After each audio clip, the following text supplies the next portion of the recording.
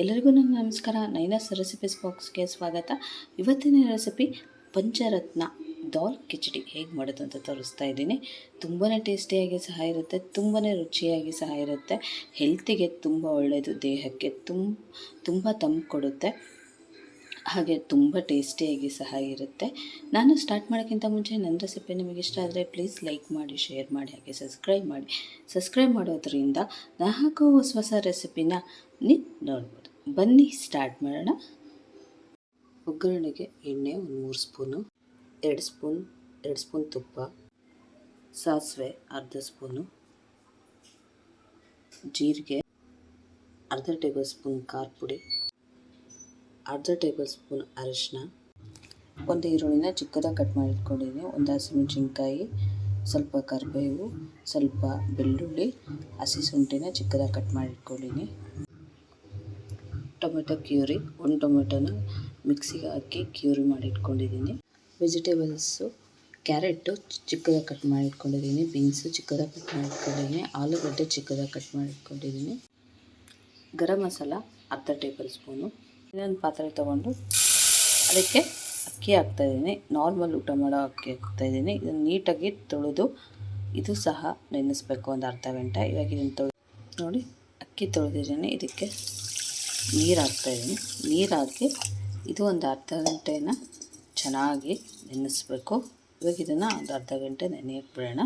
ಪಾತ್ರೆ ತೊಗೊಂಡಿದ್ದೀನಿ, ಅದಕ್ಕೆ ತೊಗರಿಬೇಳೆ 1 ಕಪ್ಪು, ಹೆಸರುಬೇಳೆ 1 ಕಪ್ಪು ಹಾಕಿ ಚೆನ್ನಾಗಿ ವಾಶ್ ಮಾಡಿ ಬರಬೇಕು. ಈ ವಾಶ್ ಮಾಡ್ಕೊಂಡು ಇದಕ್ಕೆ ವಾಶ್ ಮಾಡಿದ್ದೀನಿ, ನೀರು ಹಾಕ್ತಾಯಿದ್ದೀನಿ.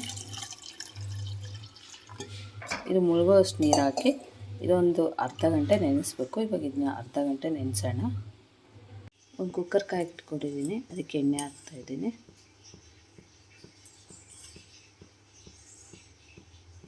ಮೂರು ಟೇಬಲ್ ಸ್ಪೂನ್ ಎಣ್ಣೆ, 2 ಟೇಬಲ್ ಸ್ಪೂನ್ ತುಪ್ಪ ನೀವು ಆಮೇಲೆ ಸಹ ಹಾಕೋಬೋದು. ಕಾದ್ಮೇಲೆ ಸಾಸಿವೆ, ಜೀರಿಗೆ, ಹಸಿಮೆಣಸಿನ್ಕಾಯಿ,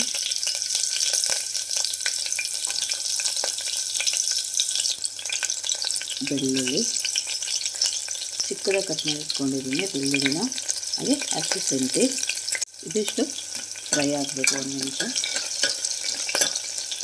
ಇದು ಸ್ವಲ್ಪ ಫ್ರೈ ಆಗಿದೆ, ಇದಕ್ಕೆ ಸಿಕ್ಕಿರುವಂತಹ ಈರುಳ್ಳಿ,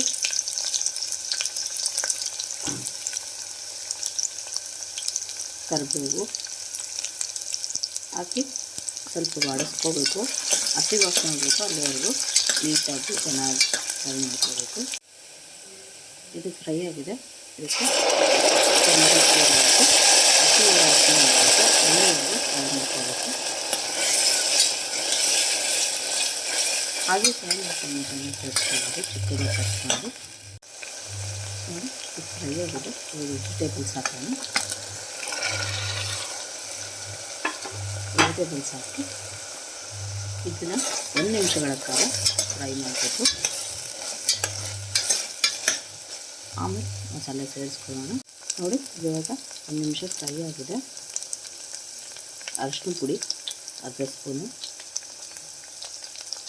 ಅರ್ಧ ಟೇಬಲ್ ಸ್ಪೂನ್ ಖಾರ ಪುಡಿ. ಖಾರ ನೋಡಿ ಹಾಕ್ಕೊಳ್ಳಿ, ಯಾಕಂದರೆ ಹಸಿಮೆಣಸಿನ್ಕಾಯಿ ಹಾಕಿರ್ತೀವಿ, ಗರಂ ಮಸಾಲ ಹಾಕ್ತೀವಿ, ಹಾಗಾಗಿ ಗರಂ ಮಸಾಲ ಹಾಕಿ ಚೆನ್ನಾಗಿ ಹುರ್ಕೋಬೇಕು, ಫ್ರೈ ಮಾಡ್ಕೋಬೇಕು.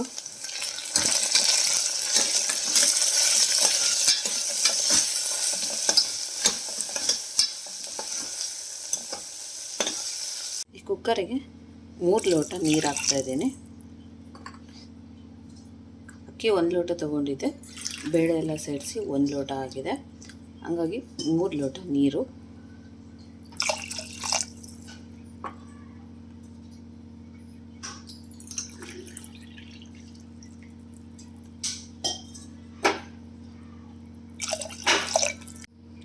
ರುಚಿಗೆ ತಕ್ಕಷ್ಟು ಉಪ್ಪು. ಅರ್ಧ ಗಂಟೆ ನೆಂದಿದೆ, ಇದು ನೀರು ತೆಗೆದು ಹಾಕೋಣ.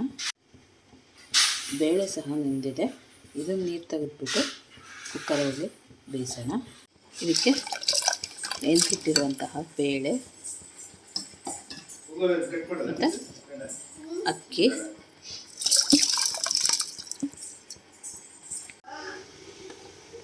ಎರಡೂ ಹಾಕಿ ನೀಟಾಗಿ ಮಿಕ್ಸ್ ಮಾಡೋಣ. ಮಿಕ್ಸ್ ಮಾಡಿ ಲಿಡ್ ಕ್ಲೋಸ್ ಮಾಡಿ 4 ವಿಸಿಲ್ ಕೂಗ್ಸೋಣ.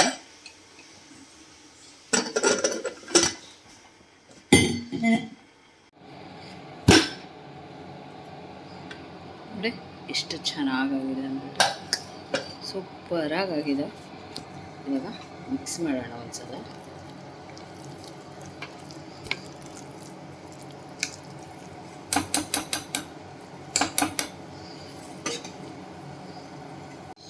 ನೋಡಿ ಮಿಕ್ಸ್ ಆಗಿದೆ. ಇದಕ್ಕೆ ಸ್ವಲ್ಪ ಬಿಸಿನೀರು ಹಾಕೋಣ. ಬಿಸಿನೀರು ಹಾಕಿ ಇದನ್ನು ನಾವು ಬಿಸಿನೀರು ಹಾಕೋದ್ರಿಂದ ಚೆನ್ನಾಗಿ ಹೊಂದುತ್ತೆ ನಮಗೆ. ಸೊ ಹಾಗಾಗಿ ನೀವು ಬಿಸಿನೀರು ಹಾಕಿಬಿಟ್ಟು ಮಿಕ್ಸ್ ಮಾಡಿಕೊಂಡ್ರೆ ಬೇಗ ಹೊಂದುತ್ತೆ.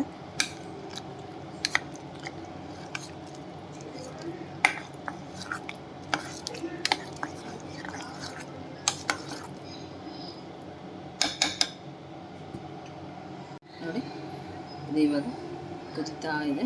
ಇದಕ್ಕೆ ಕೊತ್ತಂಬರಿ ಸೊಪ್ಪು ಹಾಕೋಣ.